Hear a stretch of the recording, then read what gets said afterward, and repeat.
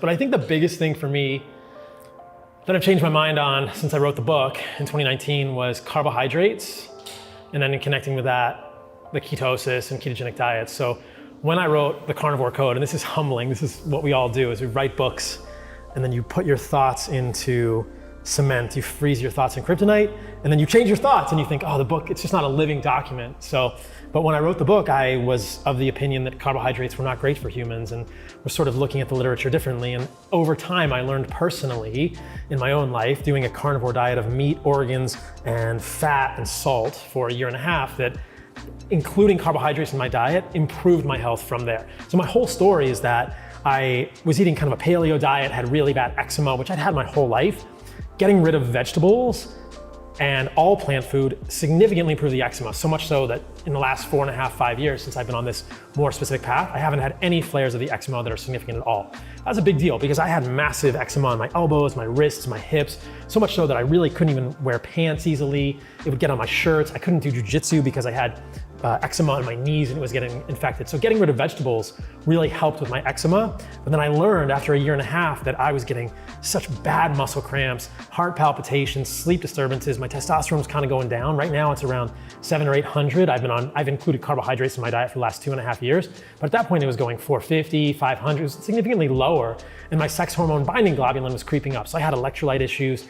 And what I realized was that I'd been thinking about insulin wrong. I'd been thinking that I needed to keep my insulin low all of the time. And to be fair, on a carnivore diet, my fasting insulin was low, 3.5, 3.0.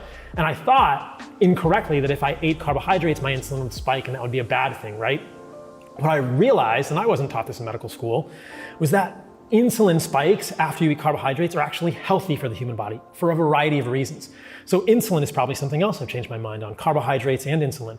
What I realize now is that your body needs an insulin signal after a meal when you eat carbohydrates to signal to the kidneys to resorb and hold on to minerals, sodium, potassium, calcium, magnesium. So the massive, profound electrolyte problems that people get on long-term ketogenic diets are almost certainly due to a lack of insulin signaling at the level of the kidney. There are various levels of kidney physiology upon which insulin is going to act, but people in the ketogenic space, I think, are well-intentioned and they're trying to hold on to minerals by including massive amounts of salt in their diet, but it just doesn't work because you need an insulin signal at the level of the kidney to hold on to those things. So the first thing I did when I sort of transitioned off a ketogenic zero carb, quote unquote, carnivore diet was include honey in my diet.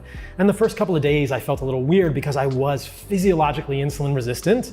And then your body kind of adjusts to this, my blood sugar spikes normalize. And if I eat honey today or a few years ago after I had adjusted to having the carbohydrates back in my diet, my blood sugar might go 130, 140, 150 milligrams per deciliter, but I don't worry about that because if you look at the actual shape of that curve, it comes back down to a baseline very quickly, within the hour for sure. So this is normal human physiology and we should not fear glucose spikes in a metabolically healthy individual. It's going to go up, it's going to come back down, that's normal, and that insulin signaling is healthy for humans at so many levels. It's healthy for our hormones, it's healthy for our brains, it's healthy for the production of glutathione and the resorption of minerals. So that idea of insulin being all bad all the time and including carbohydrates in my diet, that was a huge, huge thing. And now we know, there's tons of research that I just didn't see at that point that I was sort of blind to about carbohydrates for athletes, carbohydrates post-exercise. We just worked out. I have holes in my shorts now from the weight belt and this, this weight that I was using has ripped a hole in the front of my shorts here. And carbohydrates post-exercise are so clearly shown to improve performance. Carbohydrates overall are shown to improve all sorts of metrics in humans, testosterone, recovery, sleep, all kinds of things. So those are two big ones for me from the outset. Now, on the cramping side, I've got a question. As far as, because I've experienced that when I'm low carb, right? I'm very, very prone to cramping, which as someone that does a lot of endurance stuff, it's problematic. Like if I'm backcountry or anything like that. I was just doing a long trek and ran into a huge cramping issue, even though I'm not super low carb anymore. I guess I'd still lowish carb. And I would argue that it actually takes time to actually recover from some of that insulin issue that you have with the kidneys. But the question that I've always had, and maybe you know the answer, since protein is insulinogenic, can you get some resorption of the minerals through the insulin spike with protein, or does the glucagon cancel that out in that case? I mean, you get some, it's just nowhere near. If you look at the amount of insulin and the level of insulin you get with carbohydrates, it's much higher than it is with just protein. I mean, you get some with protein, it's just not the same as a carbohydrate spike. And so people in communities that are fearful of carbohydrates will say, look at how much insulin you're getting.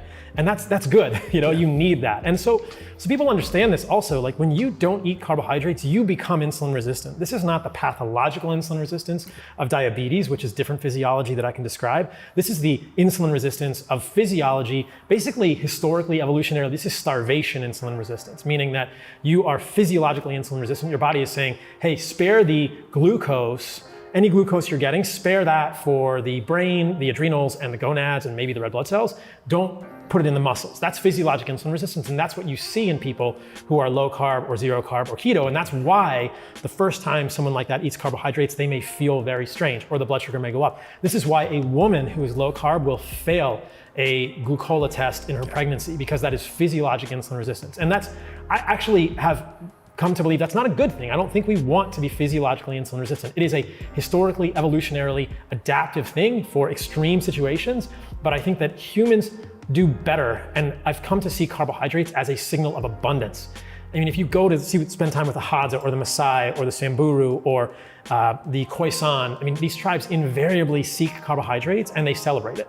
They don't think, oh, I've had 100 carbs today already, I'm not gonna eat this. When I was with the Hadza, we found a beehive and they just went off on this thing. I mean, I got a big chunk of beehive and ate it with the larva in there and the honey, and it's amazing. And the three Hadza guys that I was with were probably ate 60, 70% of the honey in this hive, and then shared a little bit with their comrades when they came back. Say, hey, we found a hive, here's a small amount for you guys, but they'd eaten a ton of this stuff. So historically, I think humans had massive exposure to carbohydrates whenever they could get it, as much as they could get it. Yeah. They didn't fear it at all. I would agree. I mean, I definitely feel like, to say that carbohydrates aren't evolutionarily correct is invalid. I think there's always access to them at some point, one way or another. And humans are seeking them. Yeah. If we don't have them, we're seeking them. If we can't find them in berries, I didn't mean to cut you off, but if we can't find them in berries, if we can't find them in honey, we're going to find them in roots. Yeah. It's a piece, it's interesting. It's just so intuitive and simple. We're looking for animal protein, we're looking for nutrients and organs, that's clear, we're always eating the whole animal.